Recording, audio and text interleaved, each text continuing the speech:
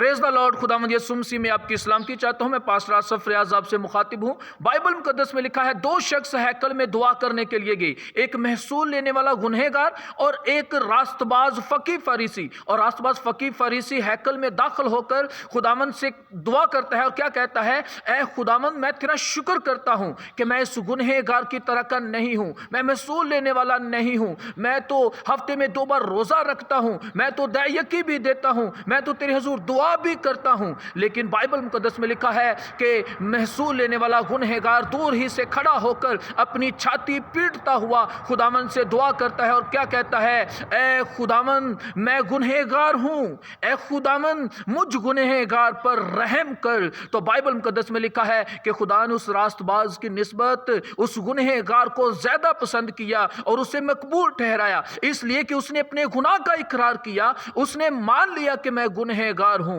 लेकिन याद रखिए, जो आज अपनी रास्तबाजी खुदावंद को जिताते हैं, जो अपनी रास्तबाजी के काम खुदावंद के सामने रखते हैं, खुदा ऐसे लोगों की ना तो दुआ सुनता है ना उसे मकबूल ठहराता है, इसलिए क्योंकि उन्होंने अपनी रास्तबाजी खुदावंद को जिताई है, अपनी रास्तबाजी के काम खुदावंद को जिताए हैं। लेकिन जो अपने गुनाहों को मान जाते हैं, जो अपने गुनाहों का इकरार कर लेते हैं, खुदावंद उन्हें कबूल करता है, खुदावंद उनसे प्यार करता है। याद रखिए, बाइबल मुकद्दस में लिखा है कि जब मुसरफ बेटा वापस आया तो उसके बाप ने उसे गले लगाया और उसे बहुत ज्यादा प्यार किया, क्योंकि उसने मान लिया कि बाप मैं तेरा गुनहगार हूं, मैं तो अब तेरा नौकर बनने के लायक भी नहीं रहा, बेटा बनना तो दूर की बात है। लेकिन जब उसने इकरार कर लिया, मान लिया, तो उसके बाप ने उसे गले लगाया और प्यार किया और ज़ियाफत की, उसके लिए खुशी मनाई, जश्न मनाया। आज भी जो अपने गुनाह का इकरार करते हैं, खुदावंद उनके लिए जश्न मनाता है। खुदावंद आपको बरकत